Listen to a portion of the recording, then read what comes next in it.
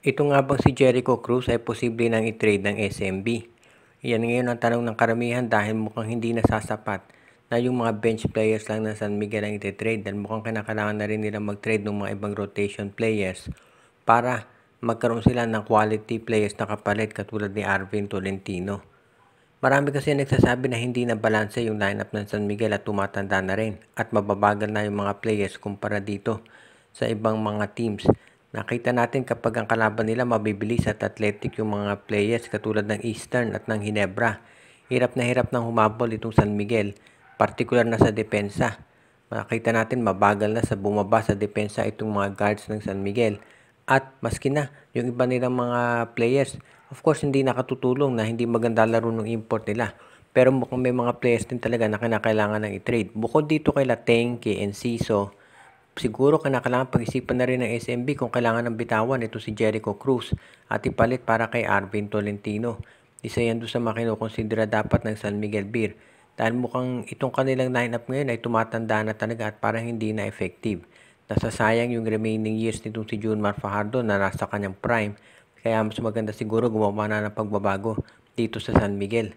Parang kulang sila sa power forward, kulang din sila sa backup center na magagamit dahil ito si Motau Tua hindi epektibo at itong si Jericho Cruz hindi na consistent maglaro.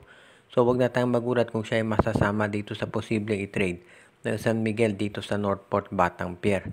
Ang maliwanag dito, asahan natin na kung ang San Miguel ay mag-i-struggle pa dito sa mga susunod nilang games, ay magkakaroon talaga ng major changes dito sa kanilang lineup at yan ang maaabangan natin.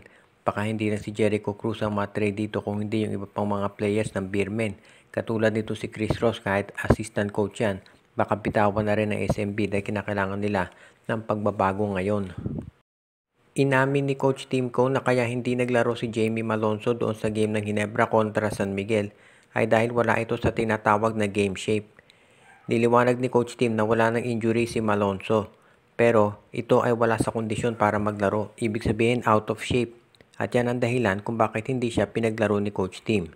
Ayon sa Ginebra, kinakailangan muna nilang i-assess yung magiging kondisyon ni Malonzo sa mga practice ng Ginebra bago madetermina kung ito'y palalaroin nila at kung kailan.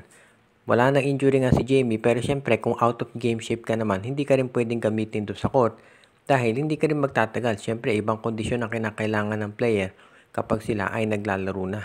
Kaya sa ngayon, marami ang nagsasabi talaga na baka 1 or 2 games pa bago makapaglaro itong si Jamie Malonzo. Pero depende rin yan kung ano magiging resulta ng kanyang mga practice dito sa Barangay Ginebra. Ang maliwanag dito para kay Coach Timco na importante, wala nang injury si Jamie at makababalik na siya. Siyempre, unti-unti ang gagawin nila para dito kay Malonzo. Hindi nila bibiglain yan lalo na at maganda ang nilalaro nitong si Troy Rosario para dito sa Barangay Ginebra sa ngayon. Dito natin makikita talaga na maganda yung pag-fit nitong si Troy Rosario dito sa Ginebra at kitang-kita na ang laki ng naitulong nito dyan sa kanyang lineup at yan ang dahilan kung bakit sa ngayon masasabi natin na itong Barangay Ginebra magiging malaking bagay talaga yung paglalaro dyan ni Troy Rosario. Kaya ngayon, kapag nakabalik na itong si Jamie Malonzo, lalong lalakas itong Barangay Ginebra. Ang importante na para kay Coach Tim, masiguro na hindi nila mamadaliin yung pagbabalik nitong si Malonzo para pag siya ay nandyan at 100% ready, ibig sabihin magagamit siya talaga. So yan ang aasahan natin dito sa Barangay Ginebra na sa mga susunod na laro, unti-unti makukumpleto na yung kanilang lineup at magkakaroon na sila ng mas matinding chance na manalo talaga ng mas marami pa na mga games. Pagdating naman dito sa Magnolia Chicken Templados ay marami ang nagtatanong kung magtatagal pa ba talaga itong si Rom De La Rosa sa team na yan. Dahil nga ang balita mukhang itong Magnolia Chicken Templados ay magkakaroon daw ng revamp. Sa tingin ko ito si De La Rosa ang isa sa mga players na posibleng mawala dito sa Magnolia kasama na ito si Calvin Abueva dahil mukhang kinakailangan ng pagbabago dito sa Magnolia Chicken Templados para masiguro na sila ay makababalik pa doon sa tinatawag na elite status ng mga PBA teams ngayon. Kaya wag na tayong magulat kung sakasakali nga na itong si Rom De La Rosa ang kabilang doon sa maaalis dyan. Maraming pwedeng pagdalan si Rom dahil mahusay pa naman tong player. Pwede sa Terra Firma, pwede sa Northport, pwede rin siyang madala sa ibang mga teams katulad ng Phoenix o kaya Rain or Shine. Ibig sabihin, may makukuha namang masulit na kapalit ng Magnolia. Depende na lamang siyempre kung ano mapag-uusapan nila pagdating sa trade Dahil siyempre kinakailangan din siguraduhin ng Magnolia na hindi naman sila malulugi dyan. Ngayon, bukod dito sa pagposibleng pag-trade kay Rom De La Rosa, kinakailangan din natin i-considera yung future ng Magnolia pagdating dito sa iba pa nilang mga veterano. Katulad nila Russell Escoto, itong si Joseph Eriobo, itong si James Laput, kung ang mga yan ay magtatagal pa ba sa Magnolia o hindi. Nakalahat yan nakadepende dito sa magiging performance nila at kung gaano kalayo ang aabutin ng kanilang koponan ngayong konferensya. Dahil gusto siguraduhin siyempre ng management na makakarating man lang at least sa quarterfinals o semi sa Magnolia. Pero alam natin na ang gusto talaga ni Coach Chito Victolero ay mag-champion na dahil ang tagal na nila naghihintay niyan. Kaya yan ang aabangan natin dito sa Magnolia ngayon. Kung sakasakali na ang Magnolia ay mahirapan pang manalo sa mga susunod na laro, baka nga matrade na itong si Rom De La Rosa dito sa Terra Firma o kaya sa Northport at baka masundan pa ng iba pang mga transaksyon. Sinabi ni assistant coach ng Converge na si Charles Chu na sa ngayon ay wala daw balak ang Converge na gumawa ng kung ano pa mang trade dahil very happy sila dito sa kanilang lineup. As it is, alam natin na itong Converge Fiber Xers ngayon ay isa dito sa mga top team sa PBA at naghahanap sila siyempre ng momentum para makontinue yan. 4 na sunod na yung panalo nila pero gusto siguraduhin ng Converge na magagawan pa nila ng paraan para mas maparami ito. Ngayon, ang gustong gawin ng Converge Fiber Xers dito siyempre ay mapalakas ng todo yung lineup nila. Pero kung hindi naman kinakailangan magdagdag ng player ay hindi nila yan gagawin. As it is, sa tingin ko, although malakas na yung Converge, ang isa pa nilang pwedeng makuha ay itong si Dave Ildefonso.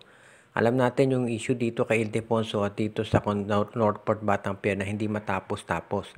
Kaya mas maganda sana kung makuha na ng Northport ng Converge itong si Ildefonso, pwede na nilang ipalit itong si Ben Phillips o kaya si Ronald Santos at isang second round pick para dito kay Ildefonso kung sakasakali. Kaya sa tingin ko yan ang pwedeng gawin ditong Northport, itong Converge Fiber Xers para madagdagan pa yung kanilang lineup.